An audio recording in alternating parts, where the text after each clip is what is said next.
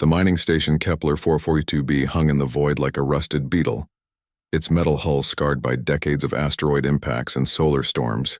Inside the cramped quarters of Section C, Maya Chen wiped grease from her hands and stared at the broken atmospheric recycler with the kind of expression usually reserved for stubborn children. 3 years of working in the Outer Rim had taught her that everything broke out here, and everything broke at the worst possible moment.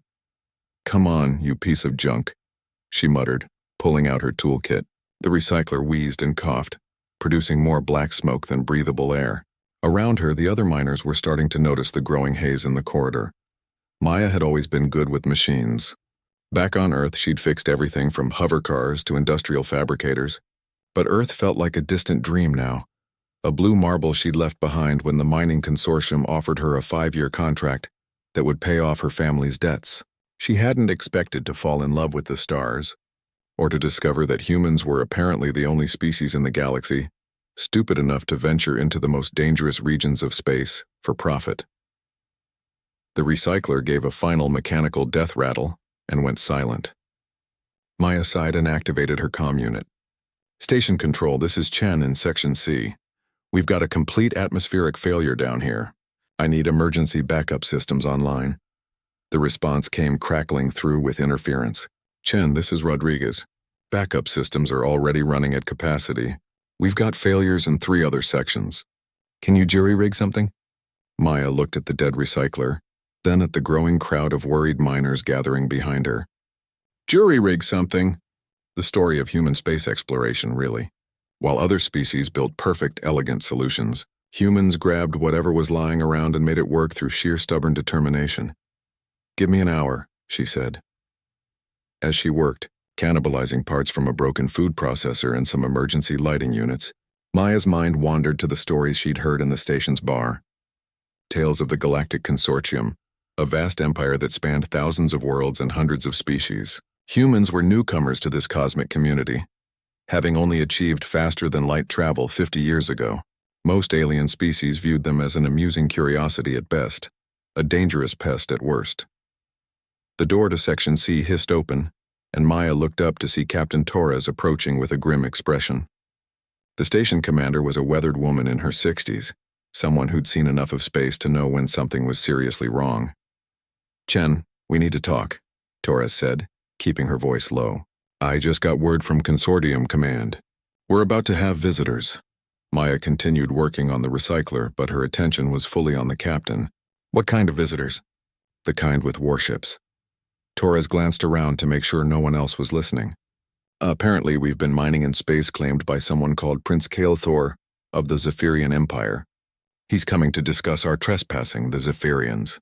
Maya had heard of them in whispered conversations throughout the Outer Rim, one of the oldest and most powerful species in the galaxy. They ruled over dozens of star systems with technology that made human achievements look like stone tools. They were also notoriously proud and temperamental, treating younger species like children at best. "How long do we have?" Maya asked, making a final adjustment to her improvised repair. "His ship drops out of hyperspace in 6 hours. Maya activated the recycler, and clean air began flowing through the section again. The miners cheered, but she barely heard them. 6 hours to prepare for a meeting with an alien prince who apparently considered them trespassers. In her experience, nothing good ever came from mixing human stubbornness with alien royalty. "What's the plan, Captain?" Torres looked tired. "We evacuate non-essential personnel and hope diplomacy works. The mining rights to this asteroid field are worth billions. If we lose them, half the outer colonies go bankrupt." As the captain walked away, Maya found herself thinking about her younger brother back on Earth, working double shifts in a factory to help pay off the family debt, about the miners around her, most of whom had families depending on their income, about the colonies that relied on the raw materials they pulled from these asteroid fields. The consortium might see humans as insignificant newcomers, but they'd underestimated human determination before. Maybe it was time they learned that lesson again. 5 hours later, Maya stood in the station's observation deck, watching a ship materialize from hyperspace. It was beautiful in the way that only alien technology could be, all flowing curves and impossible angles that seemed to bend light around them.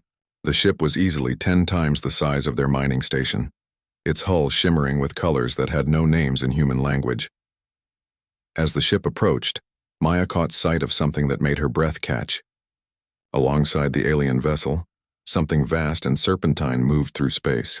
At first she thought it was another ship, but as it came closer she realized the truth. It was alive, a space dragon. She'd heard stories, but seeing one in person was something else entirely. The creature was perhaps a kilometer long, its scales reflecting starlight like mirrors. It moved through the void with impossible grace, occasionally breathing streams of energy that looked like controlled solar flares. "My God," whispered Jenkins, one of the senior miners, as he joined her at the observation window. "Is that thing real?" Before Maya could answer, the station's communication system crackled to life. The voice that emerged was cold, arrogant, and spoke perfect English with an accent that suggested both ancient nobility and barely contained fury. "Human mining station. This is Prince Kael'thor of House Zephyr. You are trespassing in sovereign space claimed by my family for over 1,000 years. Prepare to be boarded for judgment."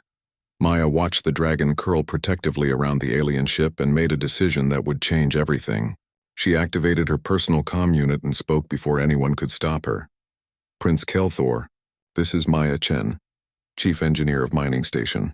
Kepler 442b, we'd be honored to receive you aboard our station." The silence that followed lasted long enough for Maya to wonder if she'd just signed everyone's death warrant. The docking bay of Mining Station Kepler 442b had never been designed to accommodate royalty. Its scarred metal walls were stained with decades of asteroid dust and hydraulic fluid, and the lighting flickered with the irregular rhythm of overtaxed generators. Maya stood in the center of the bay with Captain Torres and the senior staff, trying not to think about how completely outmatched they were. The Zephyrian shuttle that descended from the prince's ship was a work of art, disguised as transportation. Its hull seemed to be made of liquid metal that shifted between silver and deep blue, and it landed without making a sound. When the boarding ramp extended, it did so with the fluid grace of a flower blooming. Prince Kael'thor emerged first, and Maya immediately understood why the Zephyrians were considered one of the galaxy's ruling species. He stood nearly 8 feet tall with features that were almost human, but refined to an impossible degree of perfection. His skin had a faint luminescent quality, as if lit from within, and his eyes were the deep purple of nebula clouds.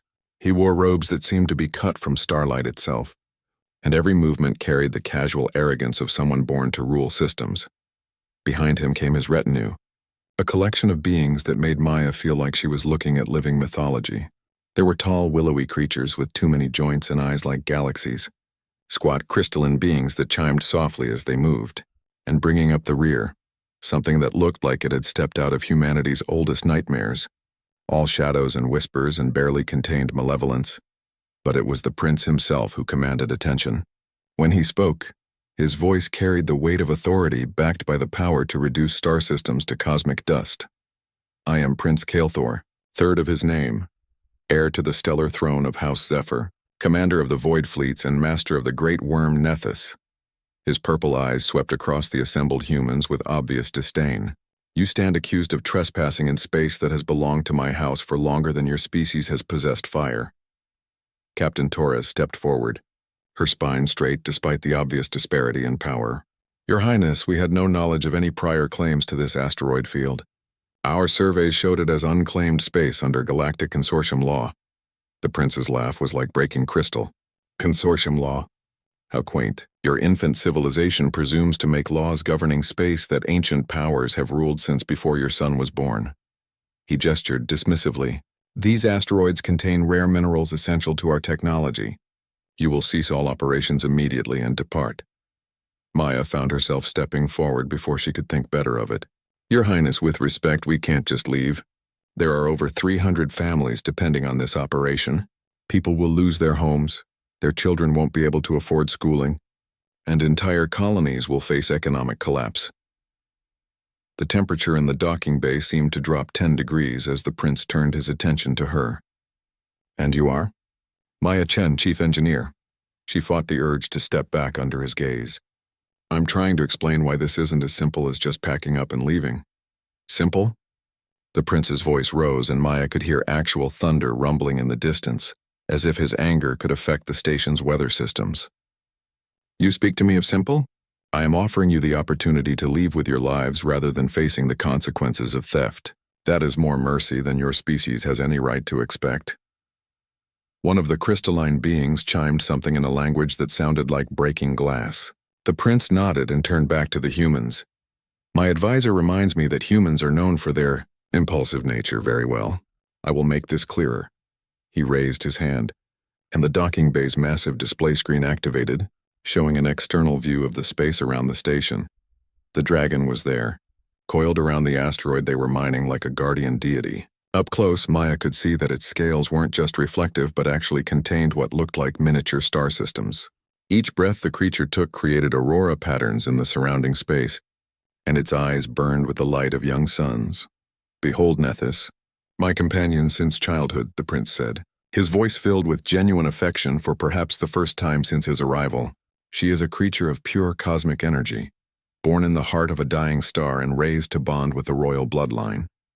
Her breath can melt asteroids, her claws can tear through the hulls of dreadnoughts, and her loyalty to me is absolute." The dragon seemed to sense it was being discussed and turned one massive eye toward the station. Maya felt a pressure in her mind as if something vast and alien was examining her thoughts. "Pet my dragon," the prince continued, his voice returning to its cold arrogance. "And you're finished. Not just you, but your entire species. The consortium barely tolerates humanity's presence in galactic affairs. One incident with Zephyrian royalty, and they will strip you of all rights to interstellar travel. You will be confined to your home system until your sun burns out." The silence that followed was broken only by the distant hum of the station's life support systems. Maya could feel the weight of the decision pressing down on everyone in the room. Give up the mining operation and condemn hundreds of families to poverty, or risk the entire future of humanity in space.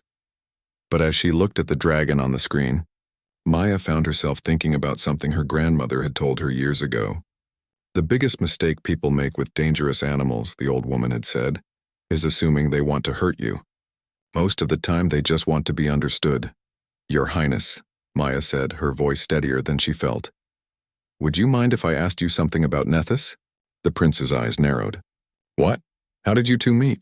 I mean, how does someone even begin to bond with a creature like that?" For a moment the arrogant mask slipped, and Maya caught a glimpse of something else in the prince's expression. Surprise, perhaps, or curiosity. "It is not a story for lesser species," he said, but there was less venom in his voice than before. "I understand if it's too personal," Maya said. "It's just that I've never seen anything so beautiful.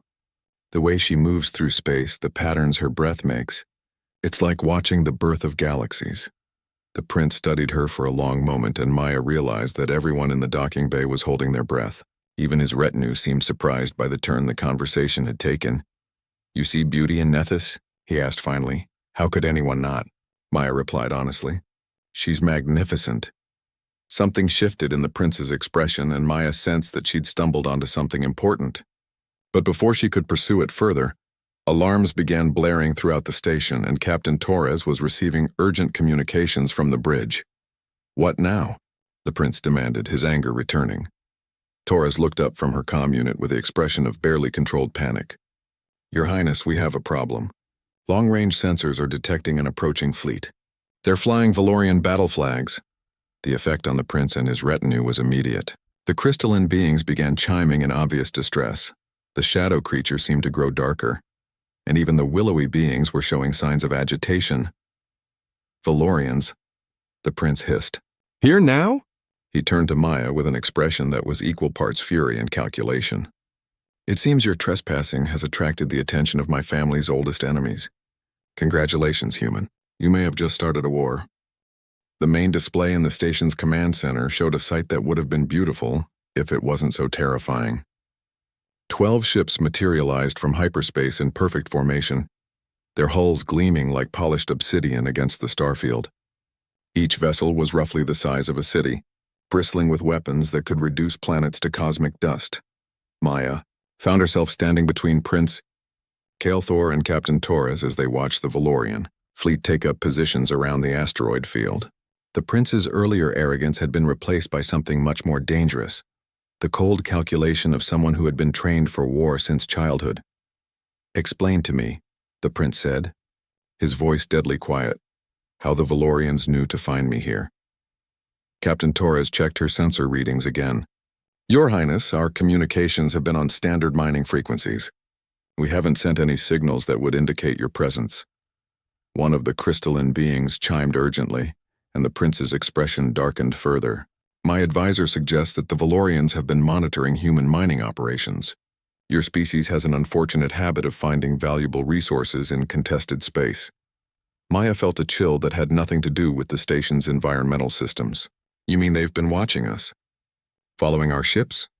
The Valorians are patient hunters, the prince replied.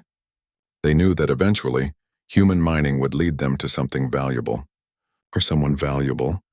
His purple eyes burned with barely contained fury. They've been using your people as bait.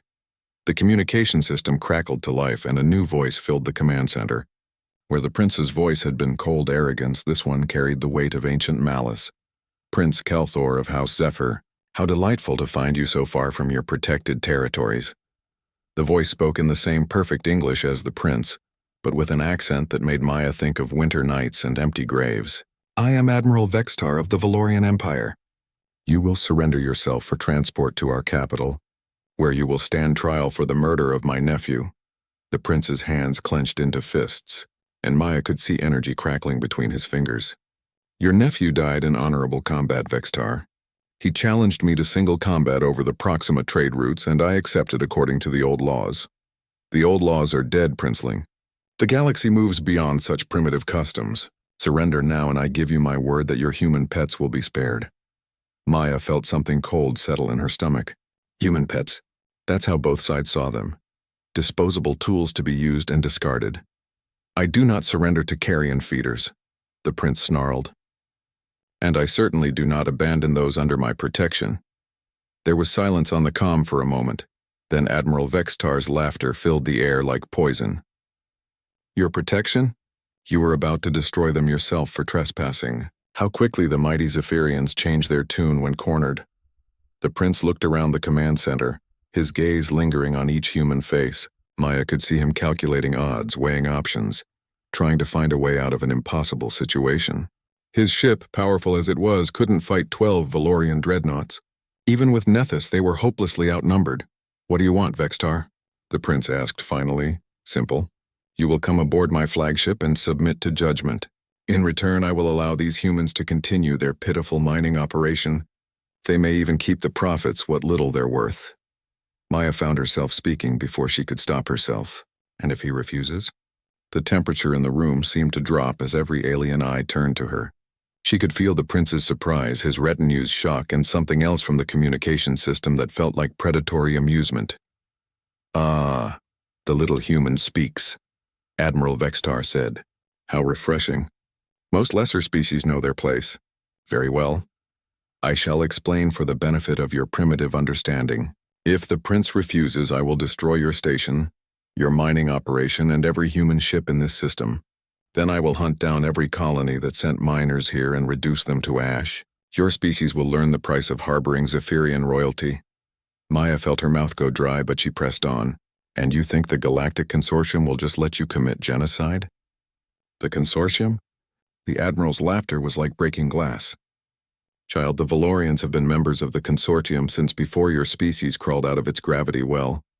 We helped write the laws that govern galactic civilization. When we report that human miners were caught smuggling weapons to Zephyrian terrorists, who do you think they will believe? The elegant simplicity of the trap was breathtaking.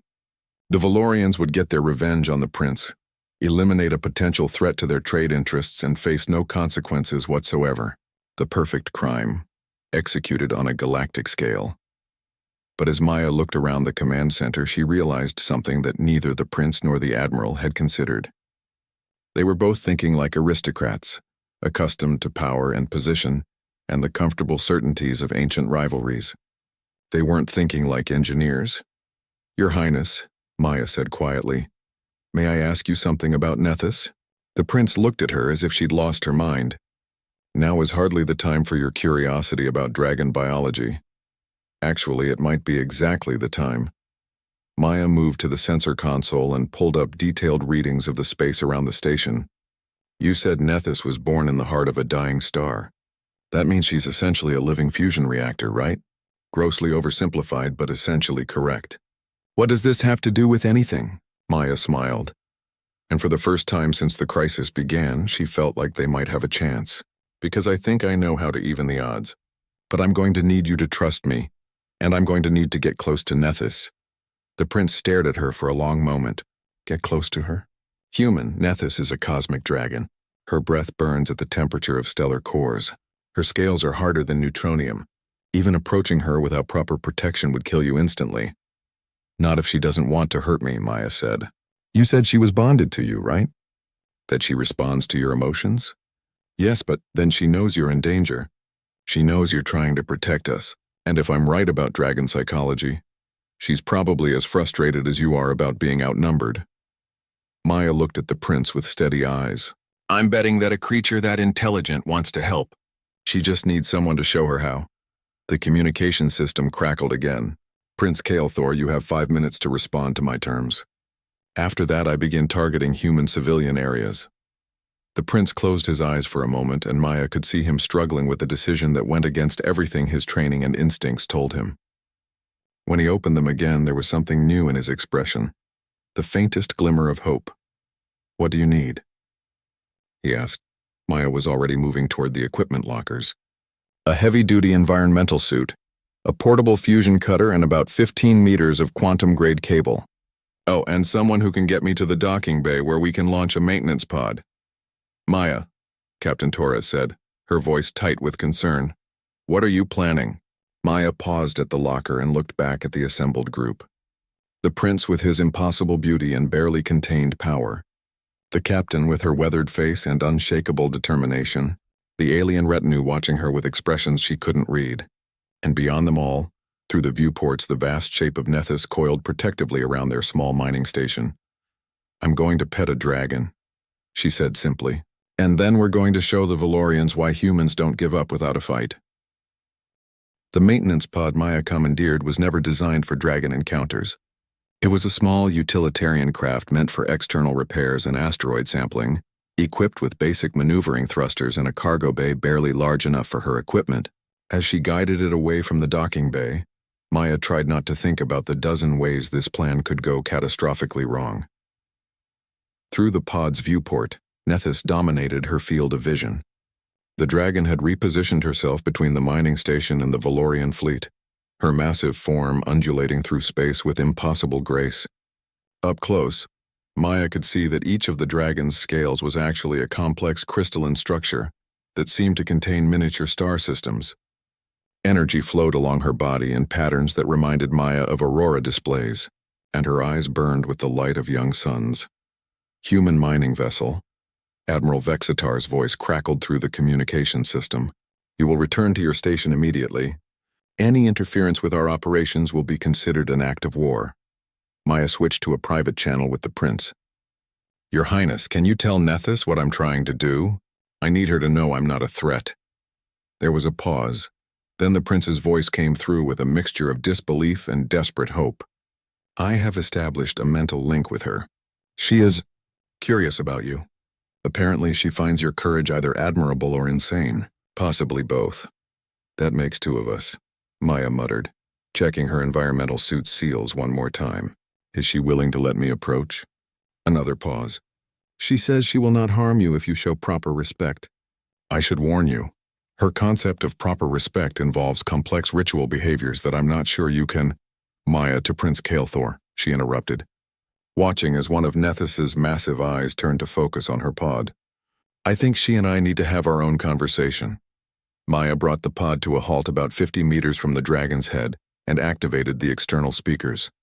She felt slightly ridiculous, but she'd learned that the biggest mistake people made with intelligent beings was assuming they couldn't understand.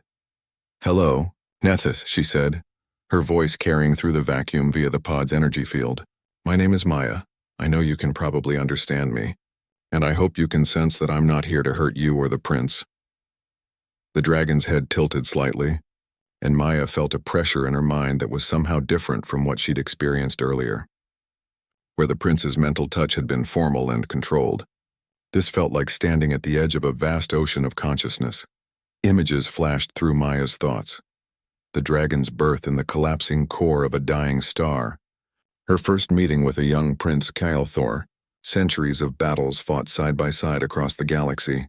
But underneath the memories, Maya sensed something else. Loneliness.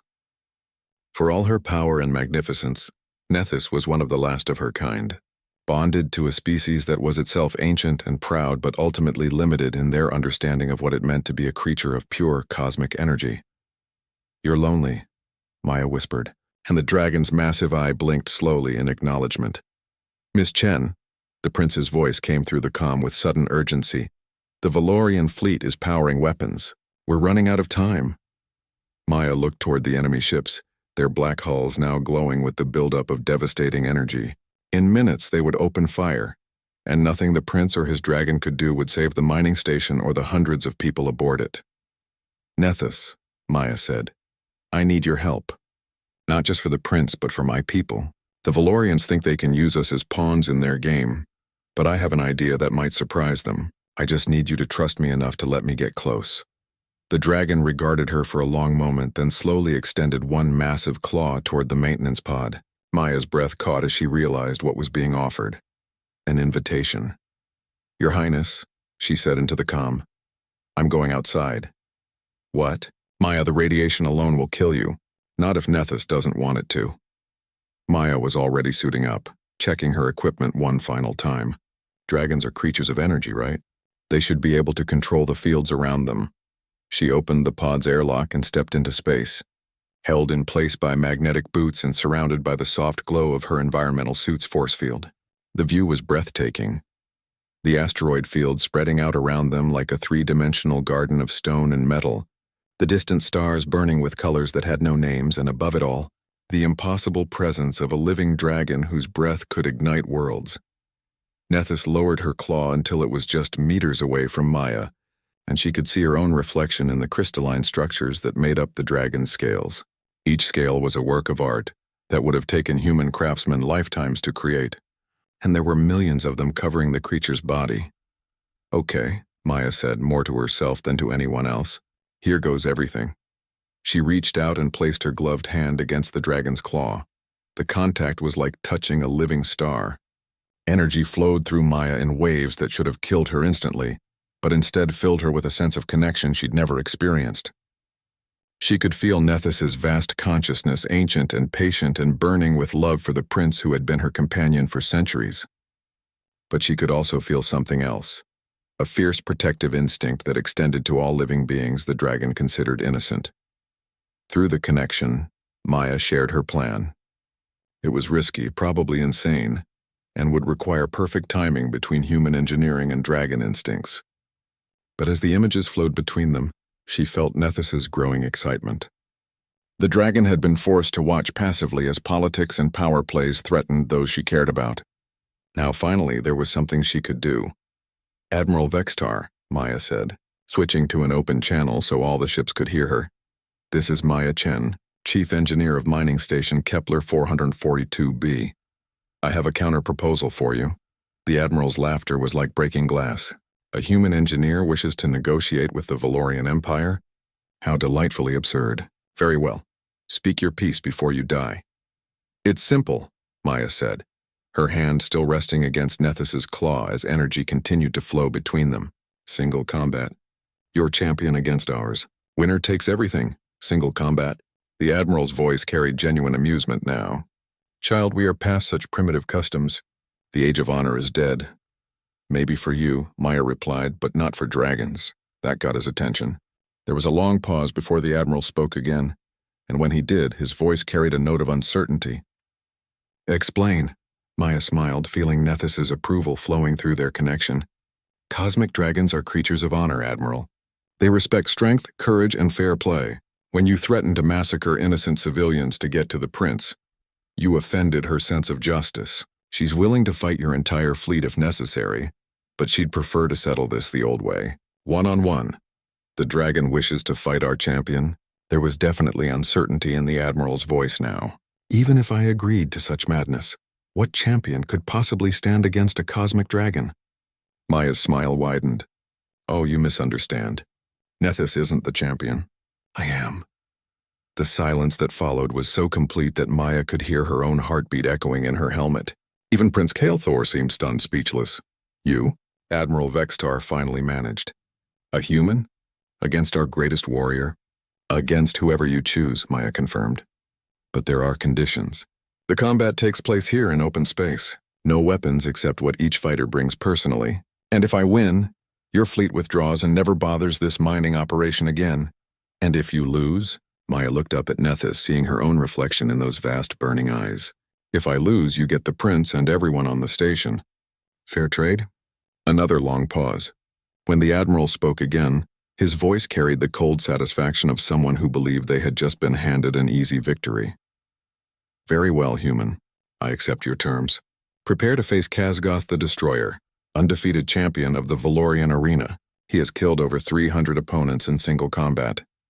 Maya felt Nethys's amusement rippling through their connection, and she couldn't help but grin. "Admiral, I think there's something you should know about humans." "What?" "We don't fight fair." Khazgoth the Destroyer emerged from the Valorian flagship like a nightmare given form. Standing 12 feet tall and covered in biomechanical armor that seemed to be fused with his flesh, he was everything Maya had expected from a species that prized conquest above all else. His 4 arms each ended in weapons that could punch through starship hulls, and his eyes burned with the cold light of someone who had never known defeat. Maya floated in space 50 meters away, held in position by her suit's maneuvering thrusters, and tried not to think about how completely outmatched she appeared to be.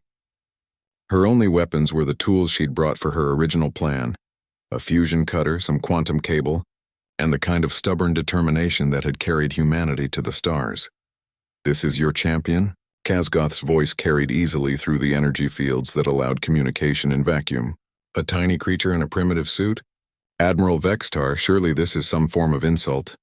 "The human issued the challenge," the admiral replied from his flagship. "She chose the terms.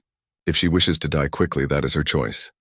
Maya checked her suit's power levels and tried to ignore the growing audience. Ships from both fleets had repositioned themselves to observe the combat, and she could see Prince Kael'thor's vessel holding position near the mining station. Somewhere behind her, Nethys waited, her vast presence a constant source of warmth in the cold of space. "Before we begin," Maya said, "I'd like to clarify the rules. No weapons except what we brought personally. Combat continues until one of us surrenders or is unable to continue, and the winner's terms are honored by both sides." "Agreed?" Khazgoth flexed his 4 arms, each movement causing his biomechanical weapons to whir and click with anticipatory violence. "Agreed. When you are dead, I will ensure your species remembers the price of defying the Valorian Empire." "That's nice," Maya said. "I have a different plan." She activated her suit's emergency beacon, sending a coded signal that had nothing to do with distress and everything to do with the modifications she'd made to the mining station's equipment over the past 3 years. Around the asteroid field, hidden mining charges that she'd repurposed for demolition work began to activate, their quantum resonance frequencies carefully tuned to create constructive interference patterns. Khazgoth lunged toward her with speed that should have been impossible for something his size, his weapons extending like the claws of some primordial predator. Maya fired her maneuvering thrusters and spun away from his attack, the fusion cutter in her hand blazing to life. "Stand still and die with honor, human." "Sorry," Maya replied, weaving between his grasping arms. "But honor is overrated." She triggered the first sequence of mining charges, and the asteroid field lit up with synchronized explosions. The charges weren't meant to cause damage but to create a specific pattern of gravitational pulses that would resonate through the quantum foam underlying space-time itself. It was a technique she'd developed for precision mining operations, but applied on a much larger scale. Khazgoth seemed confused by the explosions but continued his attack, his biomechanical weapons adapting to her movements with terrifying efficiency. Maya barely avoided a strike that would have cut her in half, feeling the heat of his energy blade burn through her suit's outer layer. "Is this your strategy?" the Valorian champion snarled. "To run and hide like a coward?" "Actually," Maya said, triggering the second sequence, "my strategy is to change the rules." The gravitational pulses from the first explosions reached the second set of charges just as they detonated, creating a cascade effect that propagated through the entire asteroid field. Maya had spent months calculating these resonance patterns, but she'd never had a chance to test them on this scale. The effect was exactly what she'd hoped for. The quantum fabric of space around them began to oscillate in precise, predictable patterns. Kazgoth's next attack passed through empty space as Maya used the gravitational waves to slingshot herself around a piece of debris. The Valorian champion was fast and strong and had centuries of combat experience, but he'd never fought in an environment where the fundamental laws of physics were being bent by human engineering. "What trickery is this?" he demanded, his weapons flailing as another gravitational pulse sent him spinning off course. "It's called being an engineer," Maya replied, using her quantum cable like a grappling line to swing around behind him. "We don't just accept the universe as it is, we make it work for us." She brought the fusion cutter down across his back and sparks flew as the beam met his armor. Kazgoth roared in pain and fury, spinning to grab her with all four arms, but Maya was already gone, riding another gravitational wave to safety. Through her suit's communication system, she could hear the reactions from the watching fleets. The Valorians were demanding explanations for phenomena their sensors couldn't properly analyze. The mining station's crew was cheering as they realized what Maya was doing. And from Prince Kael'thor's ship came something she hadn't expected: laughter. "Brilliant," the prince's voice came through on a private channel. "You're not fighting him at all. You're fighting the environment and making it fight him for you." "Humans are tool users," Maya replied, dodging another of Kazgoth's increasingly frustrated attacks. "Always have been." But the Valorian champion was adapting faster than she'd hoped. His biomechanical systems were analyzing the gravitational patterns and beginning to compensate for them. His next attack came closer to connecting, and Maya realized that her advantage was temporary at best. That's when Nethys entered the battle. The dragon didn't interfere directly, which would have violated the terms of single combat. Instead, she began to sing. The sound was unlike anything in Maya's experience, a harmony that seemed to resonate with the quantum fluctuations she'd created in space-time itself. Nethys's voice amplified and focused the gravitational waves, turning Maya's carefully calculated mining operation into something approaching a localized space-time storm. "What is this?" Admiral Vextar's voice cut through the communication channels. "The dragon is interfering." "No," Prince Kael'thor replied, his voice carrying centuries of knowledge about cosmic dragon behavior. "She's harmonizing. Dragons are creatures of energy and resonance. She's not helping Maya fight Kazgoth, she's helping the universe itself respond to Maya's engineering." Maya felt the change immediately. The gravitational waves that had been difficult to predict and ride were now flowing in perfect mathematical harmony.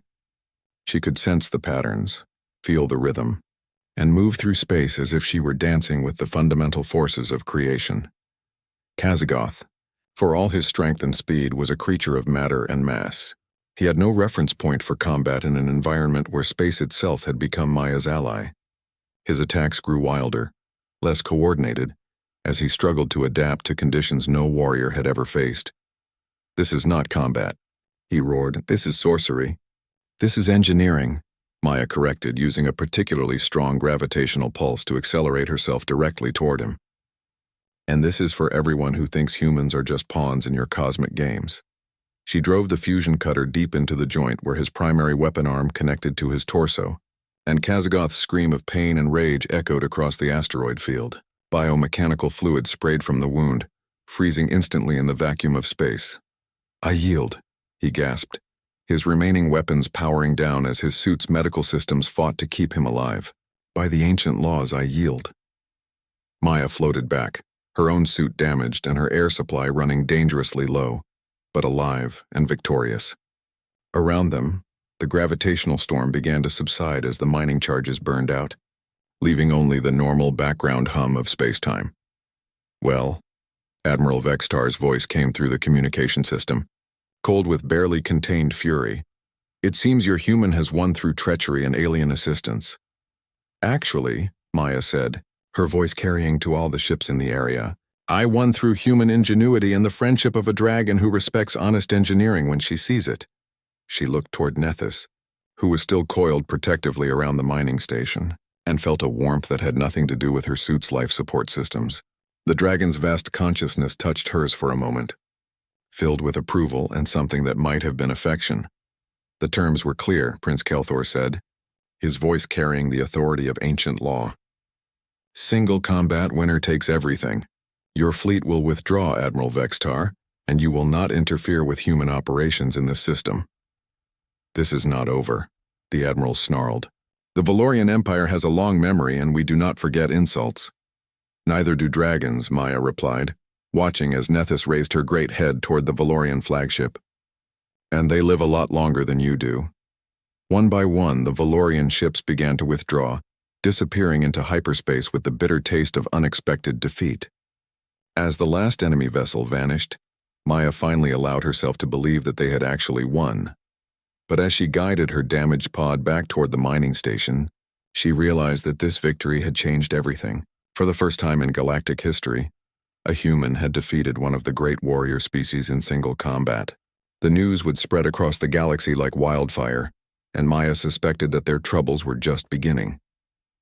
3 days after the battle, mining station Kepler 442b had become the most famous human outpost in the galaxy. Ships arrived hourly carrying news crews, diplomats, traders, and curiosity seekers from dozens of species, all wanting to see the place where a human engineer had defeated the Valorian Empire's greatest champion. Maya found herself wishing for the quiet anonymity of asteroid mining as she tried to navigate the chaos that had engulfed her life. She was in Engineering Bay 7, ostensibly checking the atmospheric recyclers but actually hiding from another delegation of consortium officials, when Prince Kelthor found her. The Zephyrian Royal had remained on the station despite the official end of hostilities, claiming he needed to ensure proper diplomatic protocols were followed. Maya suspected he was as overwhelmed by the attention as she was.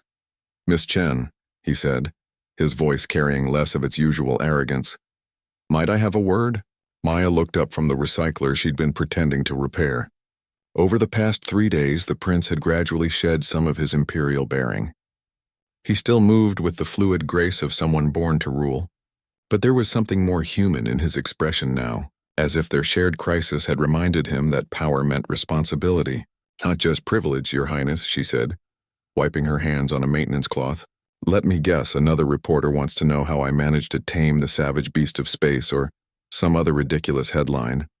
The prince's expression darkened. The Galactic News Service has been particularly offensive in their coverage. Their latest broadcast suggested that Nethys only helped you because humans have some primitive empathic connection to lower life forms. Maya felt her own anger flare. Lower life forms? Nethys is more intelligent than half the species I've met, and twice as noble as any of them. Which brings me to why I wanted to speak with you. The prince moved closer, and Maya noticed that his retinue wasn't with him for once. "Nethys has asked to speak with you directly, not through me as a translator, but mind to mind as she did during the battle. Is that unusual?" "It's unprecedented." The prince's purple eyes held a mixture of wonder and concern. Cosmic dragons bond with one individual for life, usually a member of the Zephyrian royal bloodline. They communicate with others only through their bonded partner. But Nethys insists that her connection with you during the battle was different, deeper. She wants to understand what happened. Maya felt a flutter of nervous excitement. The brief mental contact she'd shared with Nethys during the combat had been the most profound experience of her life, like touching the vast intelligence that governed the movement of stars. The idea of communicating with her directly was both thrilling and terrifying. Where is she now? Coiled around the primary asteroid. She's been there since the battle ended, apparently deep in meditation. The mining crews are afraid to approach her, which has completely shut down operations in that sector. Maya nodded. She'd seen the reports about work stoppages and crew rotations, but Captain Torres had been handling the administrative chaos, while Maya dealt with the technical challenges of keeping the station running under the increased traffic load. "When does she want to meet?" "Now, if you're willing, I should warn you. Direct mental contact with a cosmic dragon can be overwhelming for species that aren't adapted to it. Zephyrians spend centuries training for the bonding process, and even then, some candidates don't survive the initial connection." Maya thought about that for a moment, weighing the risks against the opportunity to understand what had really happened during the battle. "Will you be there to monitor the connection?" "If you wish, though Nethys has indicated she prefers privacy for this conversation. She believes my presence might color the communication with my own thoughts and emotions. The idea of being alone in space with a creature that could destroy planets with her breath should have been terrifying.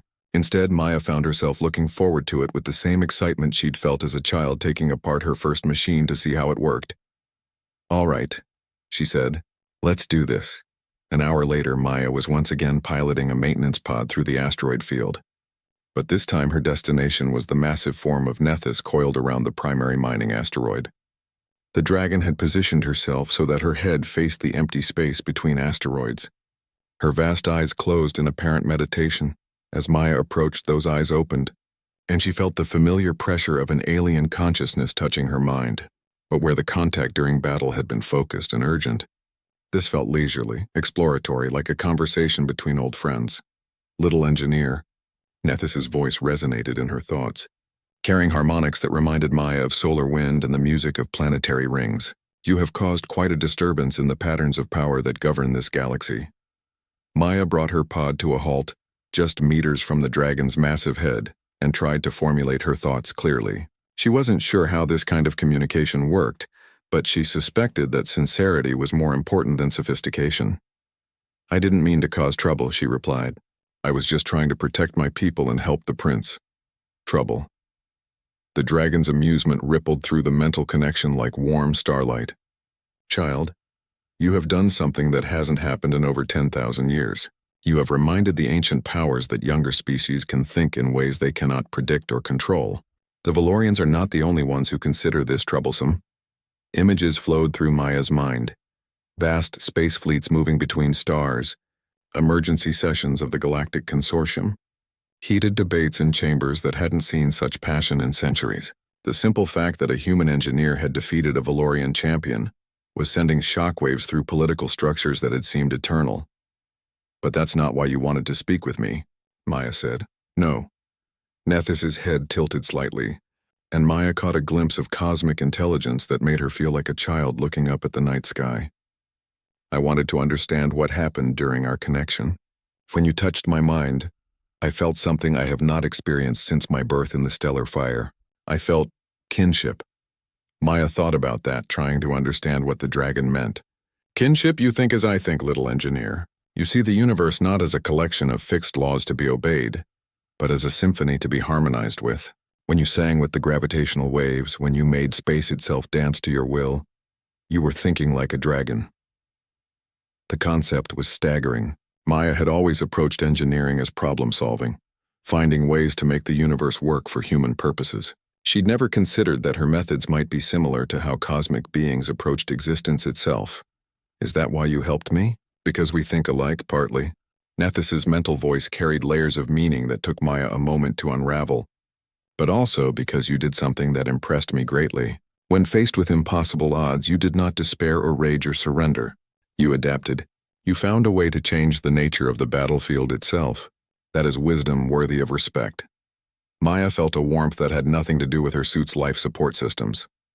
Coming from a being as ancient and powerful as Nethys, such praise was almost overwhelming. "What happens now?" she asked. "The prince said this was unprecedented. Indeed it is. The connection between us has created possibilities." Images flickered through Maya's mind. Other dragons, scattered across distant star systems, most of them unbonded and alone. "My people are dying, little engineer. We reproduce rarely, and the species we have traditionally bonded with are either extinct or have lost the wisdom to truly connect with cosmic consciousness. But you might be the key to something new. I don't understand. Humans are young, adaptable, endlessly curious. You have spread across the galaxy in mere decades, finding ways to survive in environments that would kill most species. And now you have shown that you can think on cosmic scales, that you can harmonize with forces that most beings can only fear." Nethys's massive eye blinked slowly. What if the future of both our species lies not in the old ways, but in something entirely new? Maya felt her breath catch as the implications hit her. A partnership between humans and cosmic dragons based not on ancient bloodlines and royal privilege, but on shared curiosity and complementary abilities. It was a concept that would revolutionize galactic civilization. Would the other dragons accept such a thing? Some might. Others would need to be convinced. "But first we must convince your own species." Nethys's amusement rippled through the connection again. Tell me, little engineer, do you think your people would be interested in learning how to sing with the music of creation itself?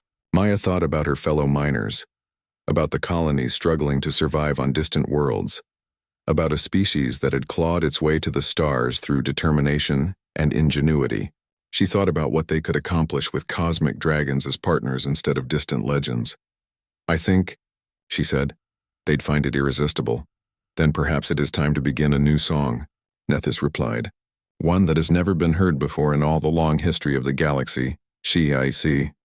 6 months after the battle that changed the galaxy, Maya Chen stood in the observation deck of the newly christened Dragon Song Research Station, watching something that would have been impossible to imagine when she was just a mining engineer fixing atmospheric recyclers.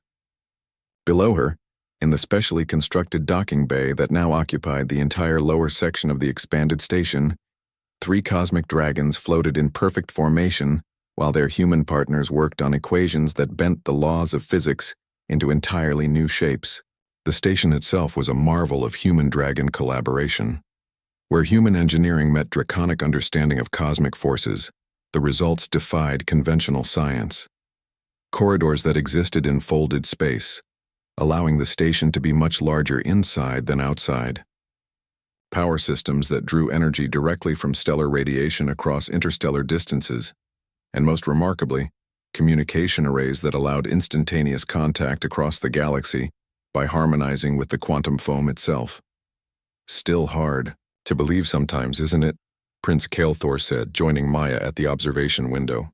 The former heir to the Zephyrian throne had abdicated his position to become the station's diplomatic liaison, a decision that had sent shockwaves through the ancient empire, but had ultimately been accepted as necessary for galactic stability. Which part? Maya asked, watching as Dr. Sarah Kim, a theoretical physicist from Earth, worked through a complex calculation while her dragon partner, Stellaris, provided insight into the behavior of exotic matter at cosmic scales. The fact that we've revolutionized faster-than-light travel, discovered new forms of energy, or that the Galactic Consortium is actually listening to human proposals for the first time in history. All of it, the prince replied, though I admit I'm particularly fascinated by the political implications. The Valorian Empire has been forced to acknowledge humans as equals rather than convenient pawns. The trade guilds are scrambling to adapt to technologies they don't understand, and the ancient powers are discovering that the galaxy is no longer quite as predictable as they thought. Maya nodded, her attention divided between the work below and the stream of reports flowing across her datapad. The Dragon Song project had grown far beyond what anyone had originally envisioned. What had started as a simple research partnership had become the foundation for a new model of interspecies cooperation, one based on mutual respect and complementary abilities rather than dominance hierarchies. Speaking of the ancient powers, Maya said, any word from the Zephyrian Council on our latest proposal? The prince's expression grew complicated. They're intrigued by the possibility of expanding dragon bonding beyond the royal bloodlines, but concerned about the implications for their traditional power structure. The fact that human partners are achieving bonds of unprecedented strength and stability is forcing them to reconsider centuries of accepted wisdom. Maya understood the complexity of the situation.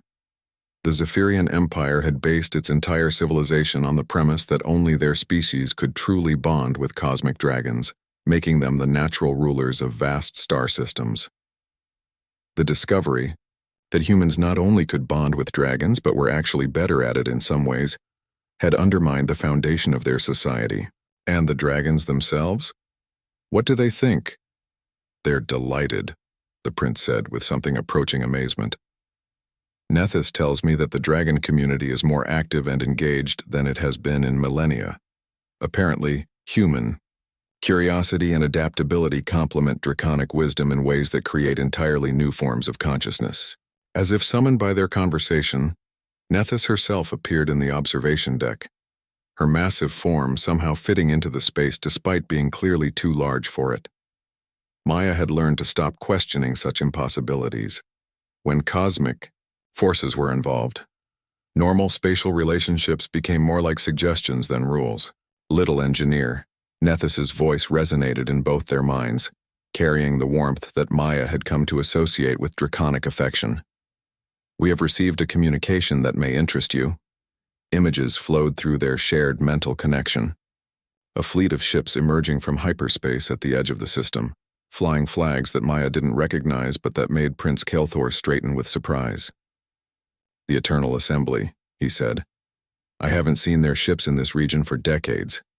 They request permission to dock and speak with the human who taught dragons to sing in new harmonies." Nethys continued, her amusement rippling through the mental link. "It seems your reputation has spread further than you realized." Maya felt a familiar mixture of excitement and apprehension. The Eternal Assembly was one of the galaxy's oldest institutions, a collection of species that had achieved near immortality through various means and spent their endless lives studying the fundamental nature of existence. They rarely involved themselves in the affairs of younger species unless something truly significant had caught their attention. "What do you think they want?" Maya asked. "To understand how a species barely a century old in galactic terms has managed to create innovations that escape their notice for millions of years," Nethys replied, "and perhaps to discuss the implications of your success for the future of galactic civilization." Over the next few hours, Maya found herself in the surreal position of hosting beings who had been ancient when humanity's sun was young. The Assembly's delegation included representatives from species that existed as pure energy, crystalline beings that thought in geological timeframes, and entities that Maya couldn't quite focus on directly, as if they existed partially outside normal space-time. The conversation took place in the station's main conference room, which had been modified to accommodate beings of various physical requirements. Maya sat at a table that extended into several dimensions she couldn't perceive, while Prince Kelthor served as translator for communication methods that transcended normal language. "We have observed your work with considerable interest," said Archon Veltar, a being of pure thought housed in a construct of crystallized time. "In our extensive studies of cosmic development, we have never encountered a species that achieved harmony with primordial forces so quickly after achieving interstellar travel."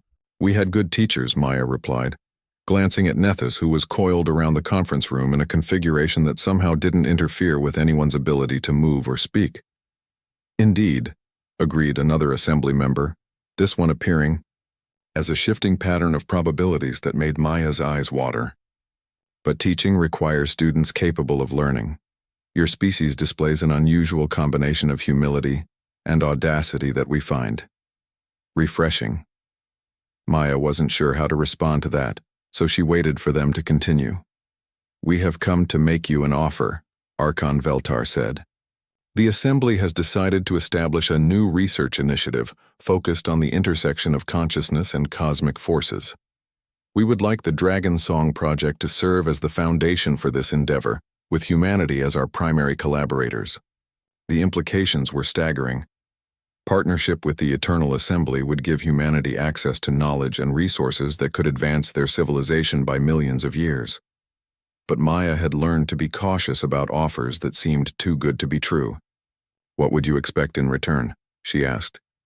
"Simply that you continue to do what you have been doing," the shifting probability pattern replied.